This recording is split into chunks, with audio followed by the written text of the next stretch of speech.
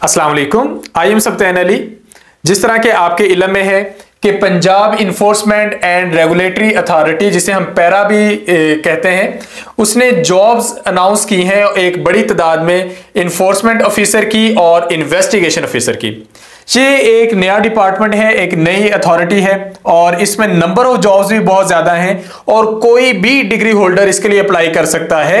तो इसलिए ये आप सब लोगों के लिए एक बेहतर अपॉर्चुनिटी के तौर पर है।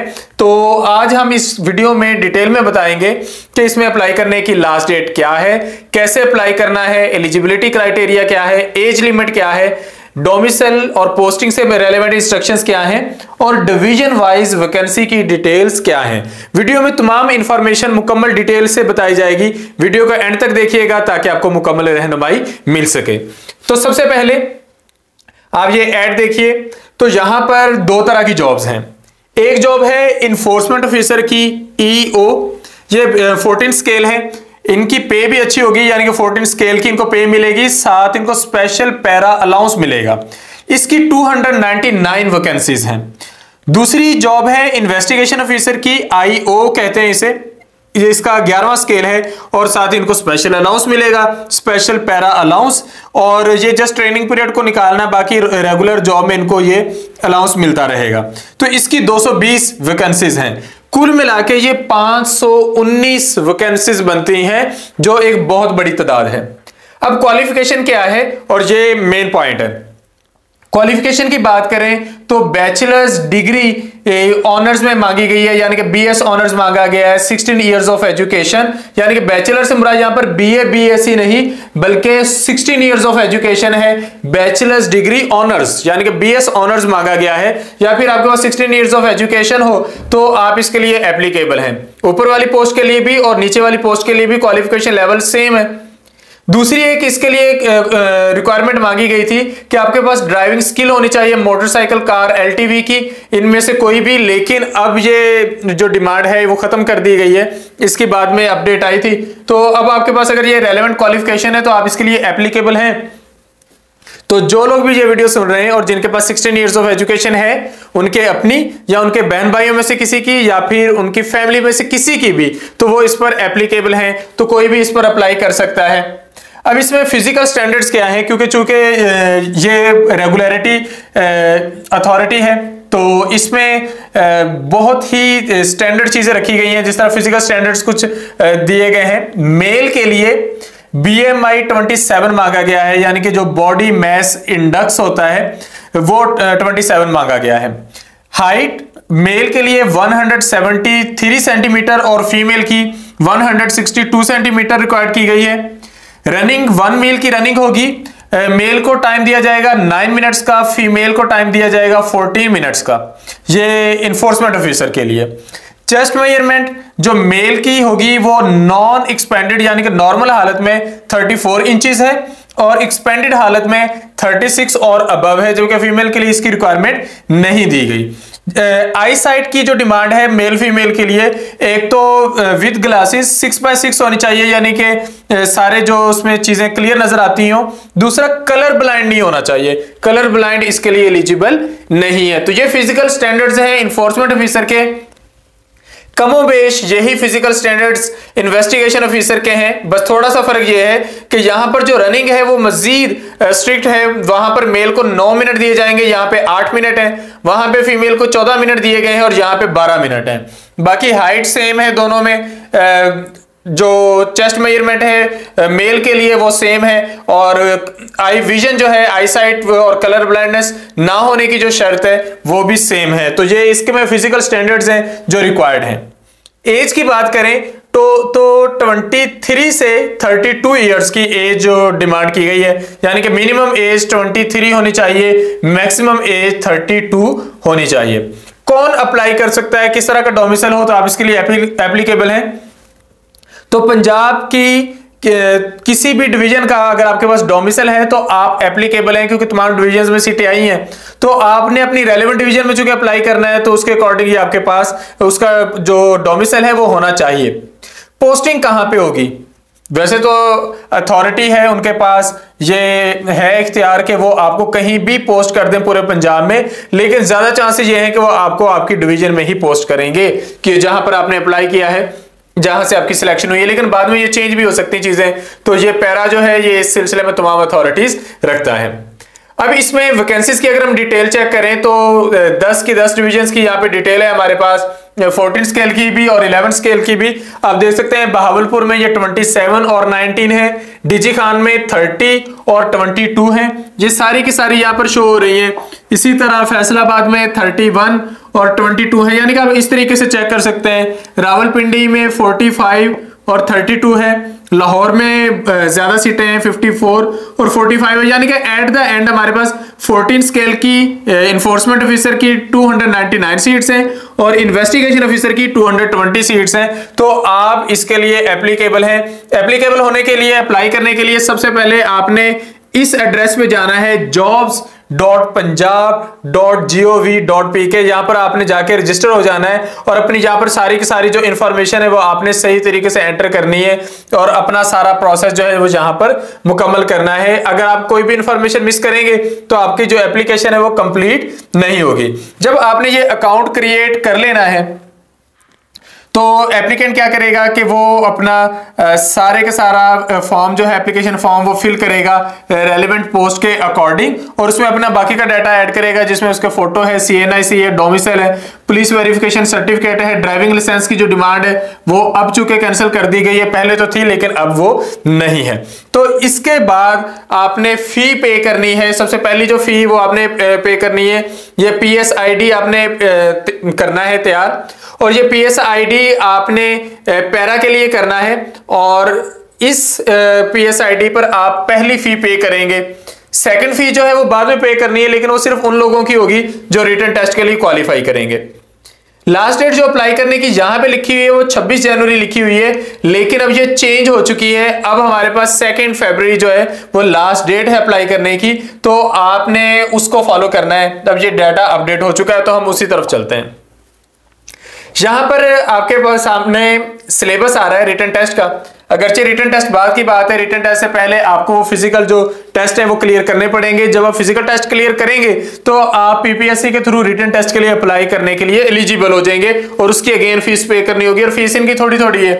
तो उसका सिलेबस भी दे दिया गया है और ये रिवाइज सिलेबस है जो बाद में अपडेट हुआ है कि एक तो आपको ये सारे लॉज पता होने चाहिए, लीगल और जनरल अंडरस्टैंडिंग हो। इसमें पैरा एक्ट है 2024 का और प्रोविजंस हैं CRPC की 1898 से जो ऑनवर्ड चल रही हैं। इसमें चैप्टर्स मेंशन कर दिए गए जो आपको पता होने चाहिए। चैप्टर 8, 10, 13, 14 और 22 ये पता होने चाहिए।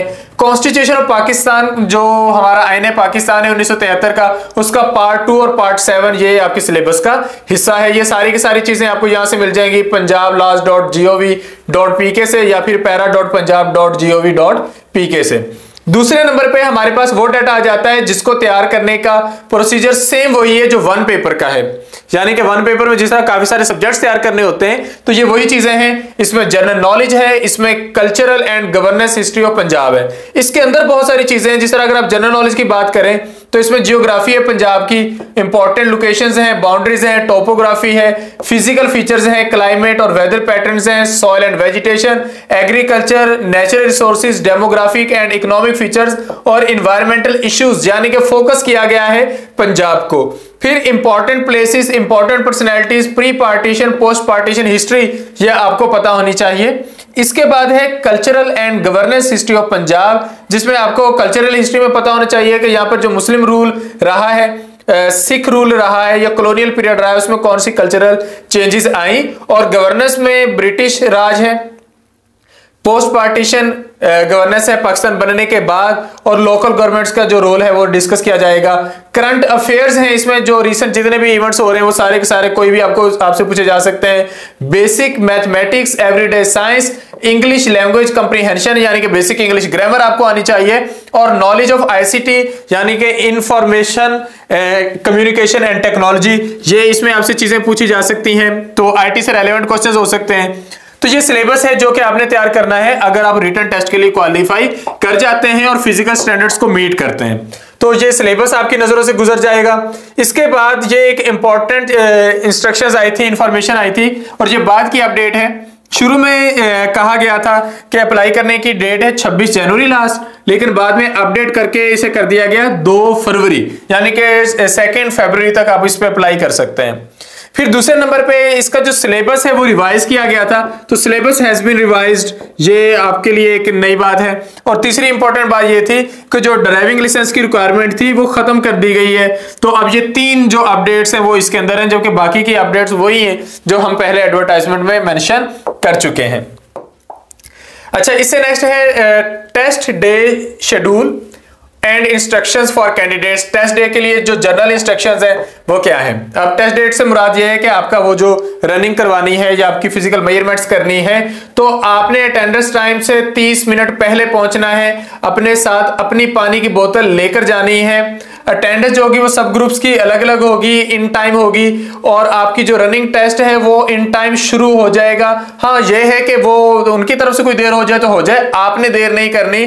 तो जो कैंडिडेट्स होंगे वो एग्जैक्ट टाइम पर वहां पर पहुंचेंगे, अगर लेट हो जाएंगे तो रनिंग एरिया में नहीं पहुंच सकेंगे। और रनिंग डे बैज ये आप लोगों के पास होना चाहिए, ये आपने उस दिन लगाया होना चाहिए। हो सकता है वो प्रोवाइड कर दें, लेकिन आप अपनी तरफ से भी एक बनाकर ले जाइएगा। हो सकता है कि आपको अपना ही लगाया हुआ पहनना पड़ जाए, तो ये रनिंग डे बैज आपके पास होना चाहिए ताकि पता चल जाए कि आप कैंडिडेट हैं और यहाँ पे रनिंग के लिए आए हैं। अच्छा, अब आपकी रनिंग होगी, तो रनिंग के बाद क्या होगा, आप फर्दर नेक्स्ट प्रोसीड करेंगे फिजिकल क्राइटेरिया इवैल्यूएशन की तरफ, ताकि आपकी फिजिकल मेजरमेंट्स हो, आपकी हाइट मेजर हो, मेल्स की चेस्ट भी मेजर होगी, आपकी आई साइट का टेस्ट होगा और कलर ब्लाइंडनेस टेस्ट होगा। तो ये सारी की सारी चीजें वहां पर होगी। फिजिकल क्राइटेरिया इवैल्यूएशन से पहले जो सक्सेसफुल कैंडिडेट्स हैं उनकी बायोमेट्रिक वेरिफिकेशन होगी उसी एक पॉइंट्स पर, और उनको वहां पर बायोमेट्रिक वेरिफिकेशन जो स्लिप्स होगी वो उनकी बैग पर लगा दी जाएंगी फिजिकल मेजरमेंट से पहले कि ये इस प्रोसीजर से गुजर के आ गए।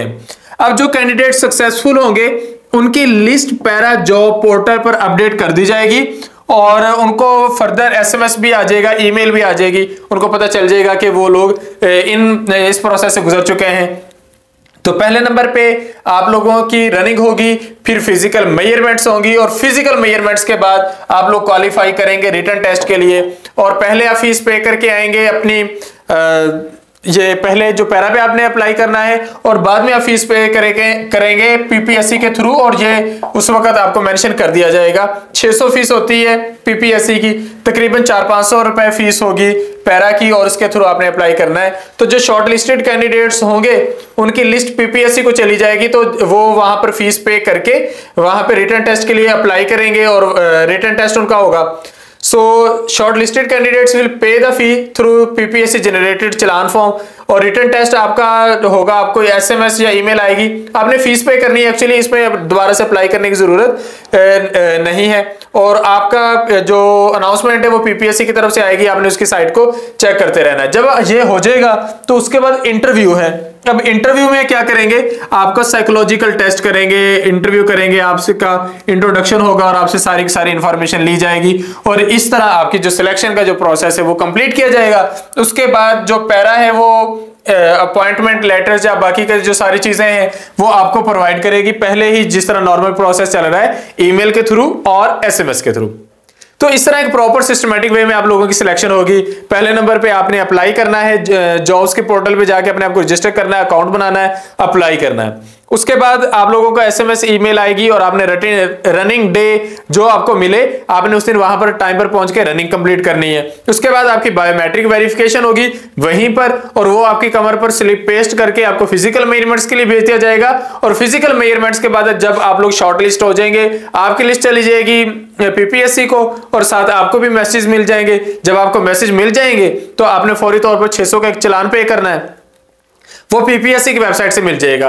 वो चालान पे करने के बाद आपने जो आपको डेट मिले उस डेट को आपने पीपीएससी का टेस्ट देने के लिए चले जाना है। तो आप लोग वहां पे जाके पीपीएससी का अपना रिटन टेस्ट देंगे, और वहां पर आप लोगों को टेस्ट के बाद आपका रिजल्ट आएगा, और फिर आपका इंटरव्यू होगा। इंटरव्यू के लिए आपको कॉल किया जाएगा, आपका साइकोलॉजिकल टेस्ट होगा, और फाइनल मेरिट बनाकर आप लोगों को सिलेक्ट कर लिया जाएगा।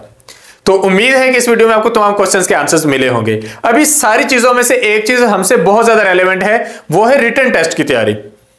तो अब जब आपने अभी अप्लाई करना है और उसके बाद आपने रनिंग और फिजिकल में जाना, तो रिटन टेस्ट के लिए आपको ज्यादा टाइम हो सकता है ना मिले, हो सकता है आपको 10 दिन मिले, 15 दिन मिले। तो मैं आपको ये रिकमेंड करूंगा कि आप पॉजिटिव होकर अपने रिटन टेस्ट की तैयारी अभी से शुरू कर दें। हम फरवरी में वन पेपर की तैयारी का न्यू सेशन लॉन्च करने जा रहे हैं। जिस तरह के वन पेपर की तैयारी जो दूसरी तमाम सीटों के लिए होती है, यहां पर भी रिटन टेस्ट के लिए होनी है। तो यहां पर आप अपने वन पेपर की तैयारी कर सकते हैं, यानी कि रिटन टेस्ट का जो सिलेबस है वो कवर कर सकते हैं। इंशाल्लाह फरवरी में न्यू सेशन शुरू होने जा रहा है और उसमें आप लोगों को डिटेल से कंप्लीट तैयारी करवाई जाएगी। सो उम्मीद है आप लोगों को मुकम्मल तमाम इंफॉर्मेशन मिल गई होगी। फिर भी अगर आपकी कोई क्यूरी हो तो आप कमेंट सेक्शन में जाकर हमसे क्वेश्चंस पूछ सकते हैं। So thank you, Allah Hafiz.